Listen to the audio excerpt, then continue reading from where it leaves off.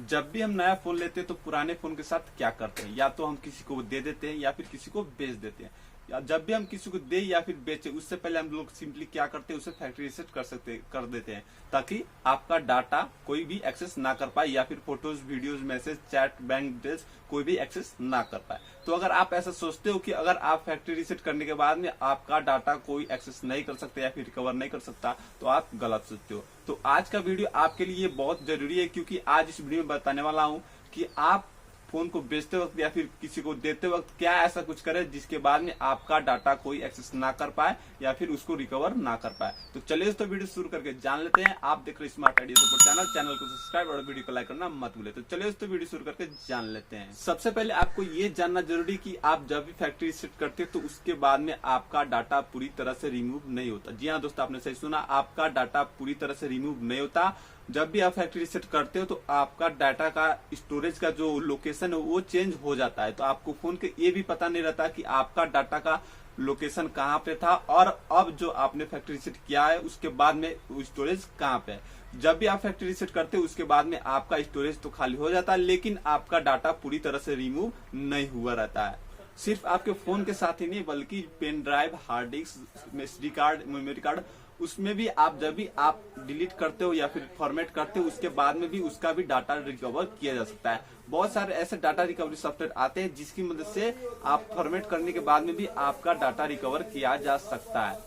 तो ऐसा क्या करें कि आपका मोबाइल फॉर्मेट होने के बाद में भी आपका मोबाइल का डाटा कोई रिकवर ना कर पाए या फिर एक्सेस ना कर पाए।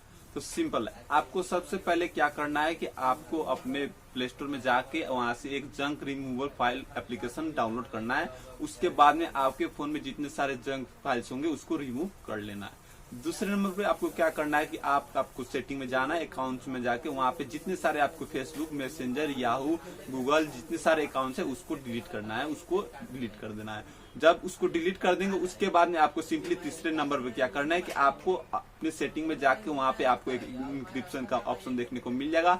तो अगर आपके पुराने ओल्डर वर्जन पे हो तो वहां पे आपको इंक्रिप्शन ऑन करना पड़ जाएगा, लेकिन अगर आप नए वर्जन पे हो, एंड्रॉइड का नया वर्जन आप चला रहे हैं या फिर नया मोबाइल चला रहे हैं, तो उसमें इंक्रिप्शन पहले से ही ऑन हो जाता है। तो आपको सिंपली क्या करना है, ऑन करने के बाद में, इंक्रिप्शन ऑन करने के बाद में आपको फैक्ट्री रीसेट कर देना है।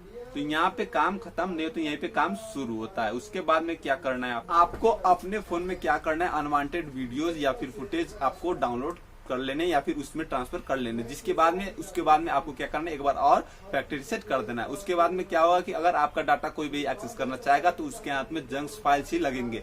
तो इस तरह से आप अपने डाटा को एक्सेस करने से या फिर रिकवर करने से बचा सकते हो किसी और से। तो ऐसा करने के बाद में आपका डाटा रिकवर करना मुश्किल तो जरूर है, लेकिन नामुमकिन तो नहीं रहेगा। जो एक्सपर्ट होंगे वो तो एक्सेस कर ही पाएंगे, लेकिन नॉर्मल लोगों के लिए मुश्किल जरूर हो सकता है। तो इस तरह से आप अपने डाटा को एक्सेस कराने से या फिर रिकवर कराने से किसी से बचा सकते हो। अगर आप और ज्यादा सिक्योरिटी चाहते हो अपने डाटा को एक्सेस नहीं कराने के लिए, तो ये प्रोसेस को आप 2 या 3 बार आप दोहरा सकते हो। उसके बाद में आपका डाटा कोई भी एक्सेस नहीं कर पाएगा। तो इस तरह से आप अपने मोबाइल का डाटा को आप किसी और से एक्सेस या फिर रिकवर करने से बचा सकते हो। तो आज के लिए बस इतना ही, मिलते हैं दोस्तों अगले वीडियो में।